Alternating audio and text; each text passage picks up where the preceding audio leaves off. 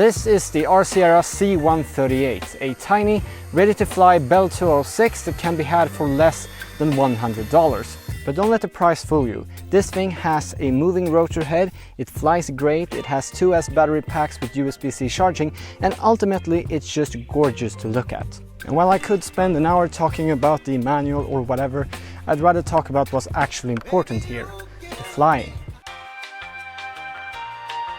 Not only did the sun get away and now there's mosquitoes everywhere, now there's wind, so I can't really show you guys how this thing flies when it's just bouncing around like a kangaroo.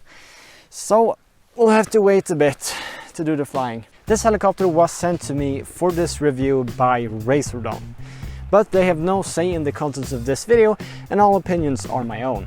It's now a while later and nothing has really changed except that there's now more mosquitoes. So the wind isn't really getting any better. So I'm thinking I might just go home and drink some tea. Damn it.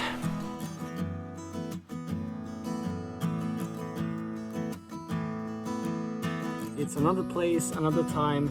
Let's finally go fly this thing. So first we take the battery and press it in here. Turn on the transmitter. Then we turn on the helicopter and throttle up and down. Kabam!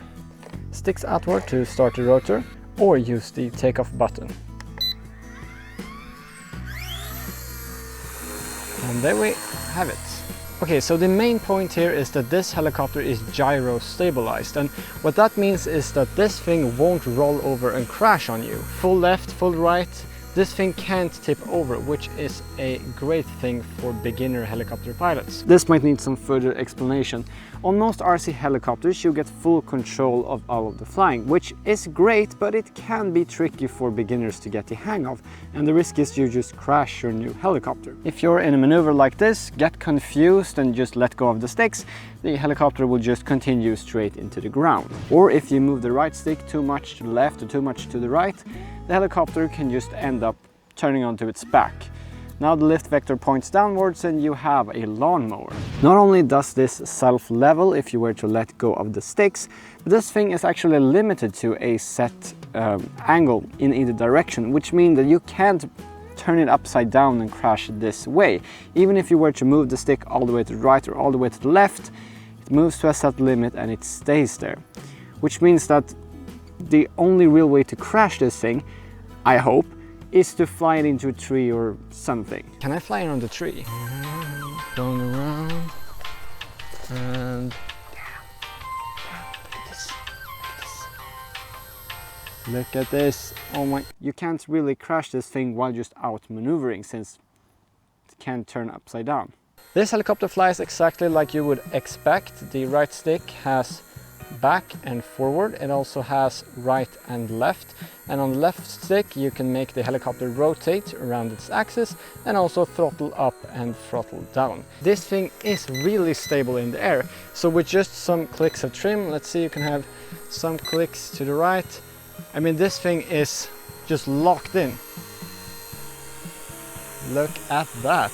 There is also 3 speed modes on here, so currently I'm flying this at the lowest speed setting, which I find great for just cruising around like this, but there are 2 speed modes that make the helicopter go even faster. So in the middle mode you get even higher rates or whatever, and in the most speeded mode this thing actually becomes really quick. Oof. I don't have much experiences flying RC helicopters, but from a perspective of someone who hasn't flown a lot of these, I really like flying this. I mean, it's really fun. I don't think one can get tired of this. I mean, this looks so good in the air. That is pretty much it for the flying of this. It doesn't do rolls or loops, but I don't think a helicopter like this should do stuff like that. This thing does the basics and it does it incredibly well. And I really like looking at this helicopter. Once the battery gets to a certain voltage, both of the lights on this helicopter will start flashing, and at that point it's time to head over back. And to land this thing, all you have to do is line it up and slowly lower the throttle.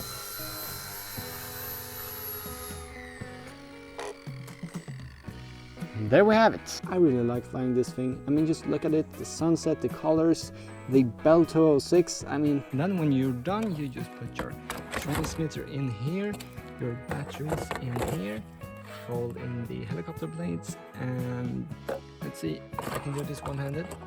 Put the helicopter back here, put on the plastic, fold down the cardboard box, and there we have it. I could just walk away with this. There are three main things that I think makes this helicopter so great. The way it looks, that it's so beginner friendly, and the price which you can get it at. I think the Bell 206 is one of the best looking helicopters ever made, so I might be a little biased when I say this, but I think RC ERA has done a great job at making this helicopter scale.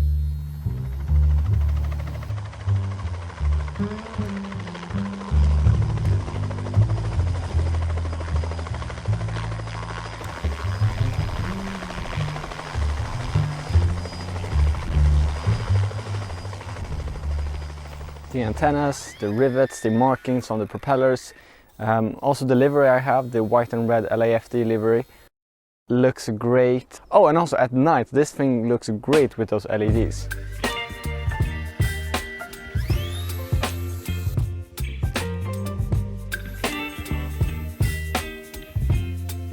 Another thing that makes this helicopter just look so good is this flybar-less system here and the fact that it has a tail rotor. If you were to go back a couple of, well, quite a lot of years, this would be a budget RC helicopter. And as you can see here, we both have counter-rotating props.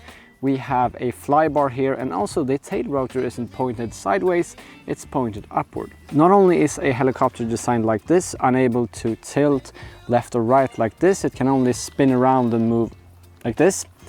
But also, this isn't really so scaled. Most real helicopters don't have flybars and, well, they don't have counter-rotating props, except for some of course, but this is how a Bell 206 looks. It has one main rotor with two rotor blades that actually move, and the tail rotor is positioned to the side to counteract the force of the main rotor. I know I've said some things that this thing, at least in theory, should be a good beginner RC helicopter, but I thought I would put that to the test in real life. So I took this helicopter with me, went out to the field and gave the controller to my friend.